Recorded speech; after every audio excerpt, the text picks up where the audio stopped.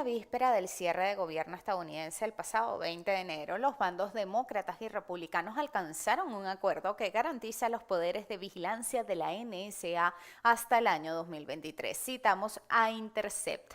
21 demócratas y un independiente se unieron a los republicanos para volver a autorizar la sección 702 de la Ley de Vigilancia de Inteligencia Extranjera, que permite a la Agencia de Seguridad Nacional recolectar cantidades masivas de las comunicaciones de los estadounidenses sin una orden judicial.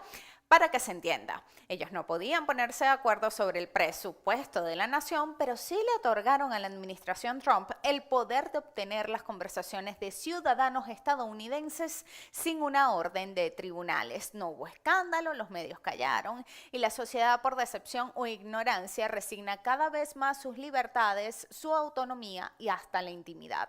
Un estudio realizado por la Universidad de Chapman en el año 2015 reveló los principales temores de los estadounidenses.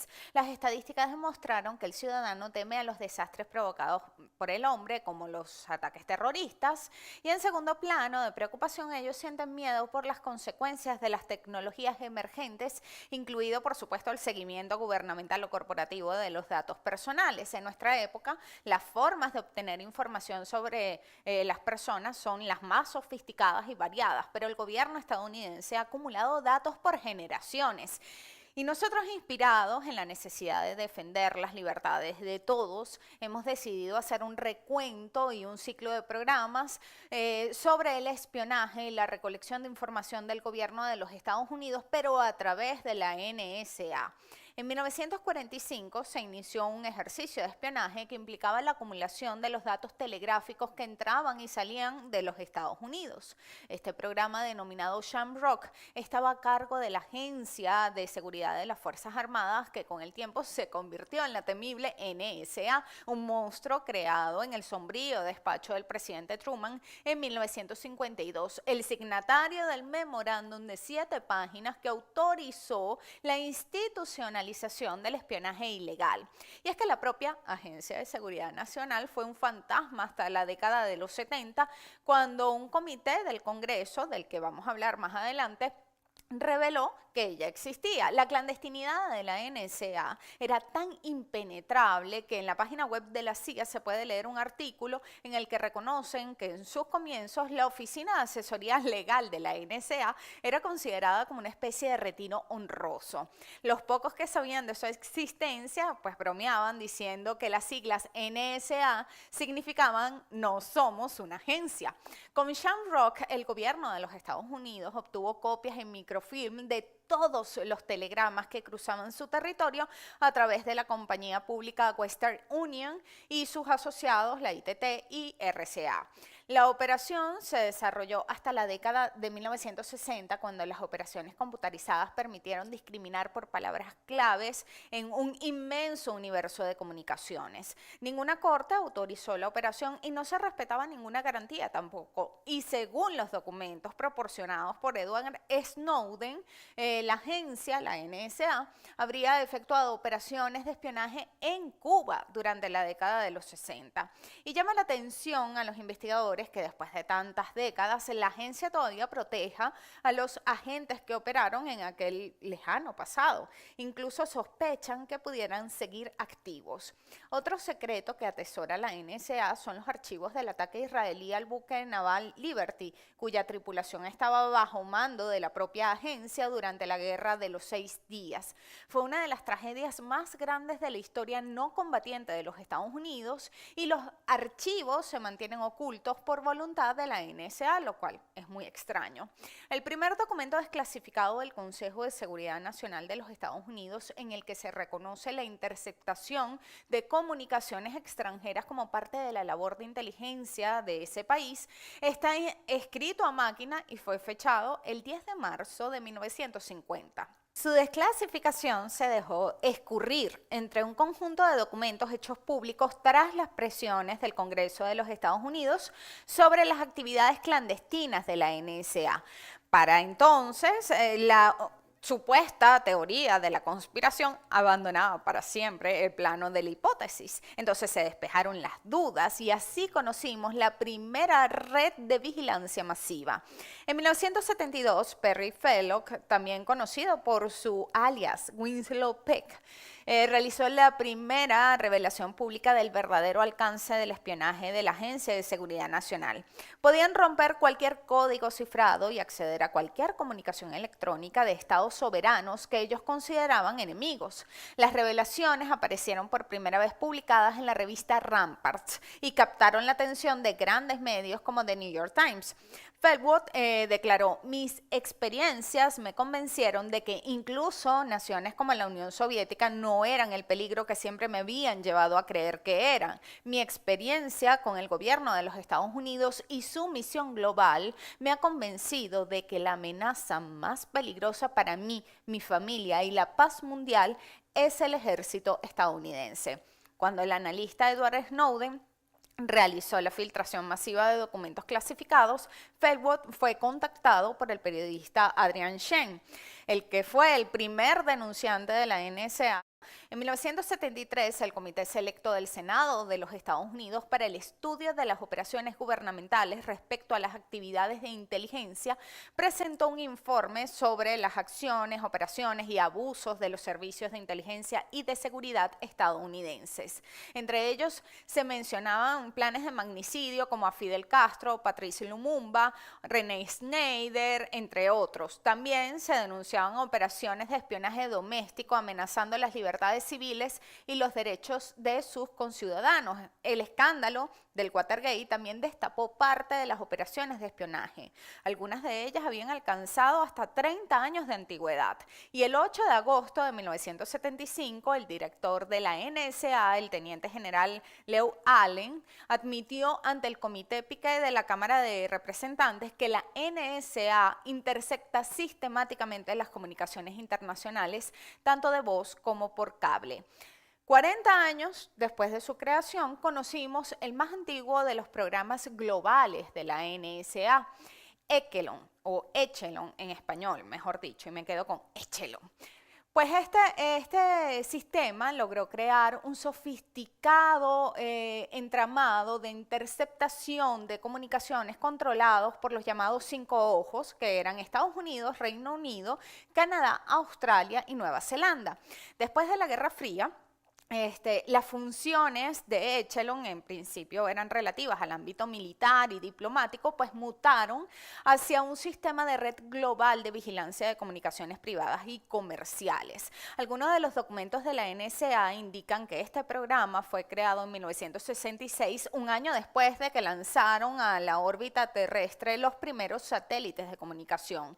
Inicialmente le habían llamado con el nombre clave de Frosting.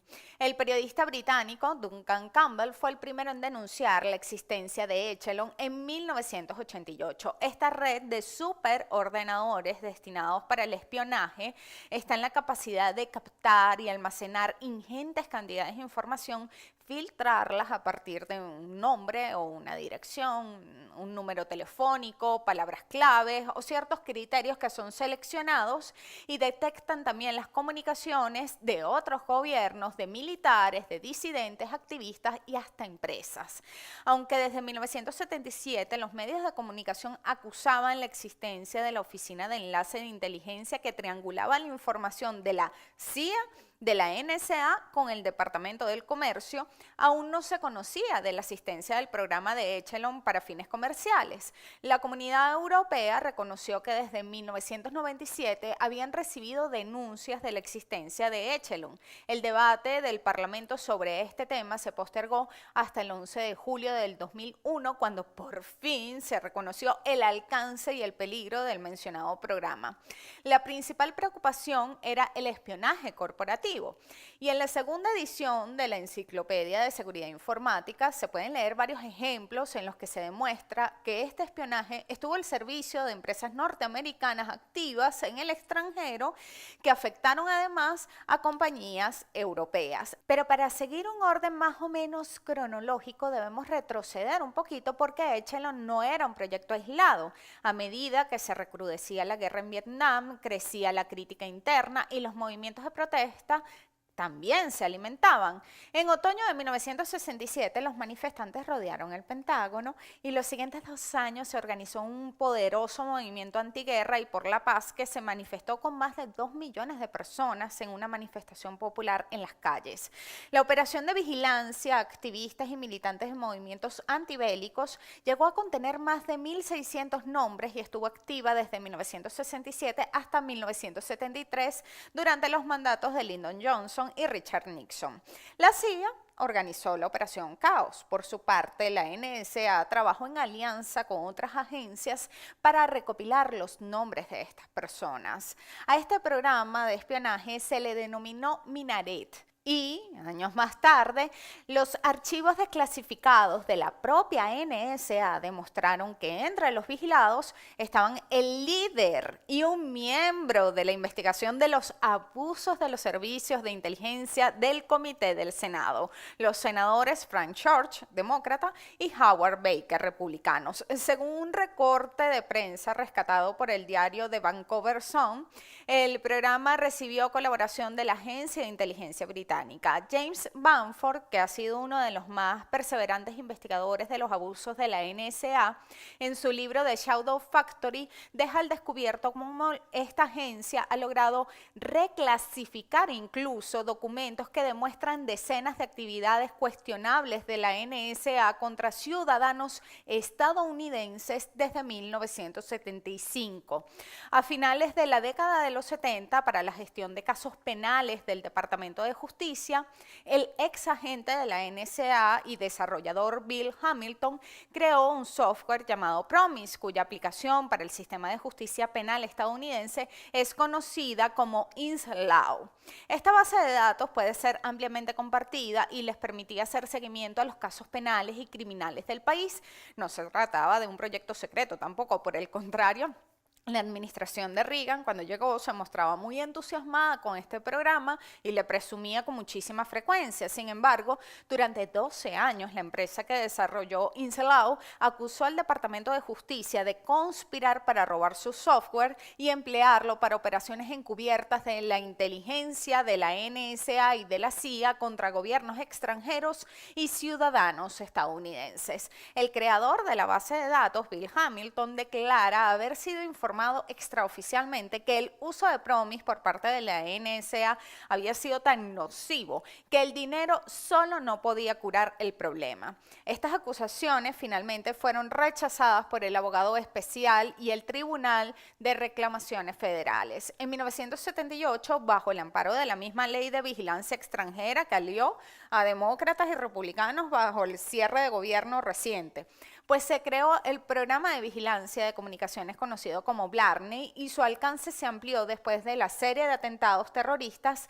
del 11 de septiembre del 2001. Y de ese programa vinimos a enterarnos 35 años después de su creación gracias a los documentos presentados por Edward Snowden y funciona junto a otros 3 proyectos de colección upstream o ascendente.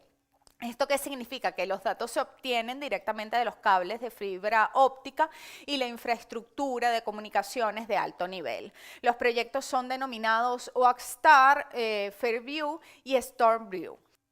Según The Washington Post, la Agencia de Seguridad Nacional paga cientos de millones de dólares al año a compañías estadounidenses por el acceso clandestino a sus redes de comunicaciones, filtrando grandes flujos de tráfico para objetivos extranjeros en un proceso que también arrastra grandes volúmenes de llamadas telefónicas, correos electrónicos y mensajes instantáneos. De esta manera, la recolección de inteligencia se convierte en un negocio para las empresas proveedoras de servicios de telefonía e Internet. La recopilación de de Blarney, bajo la autoridad de la Ley de Vigilancia de Extranjeros, bla, bla, bla, bla, bla, bla, es la principal contribuyente al resumen diario de inteligencia que se presenta al presidente de los Estados Unidos. Se estiman que ellos producen unos 11.000 informes anuales. Con razón, el día 19 de enero, el presidente de los Estados Unidos festejaba en su cuenta Twitter la ampliación de estos poderes de espionaje hasta el 2023. Esta historia continuará. Mientras ellos reinciden en el odio y la violencia, nosotros reincidimos en el amor y la esperanza. Hasta un nuevo clic.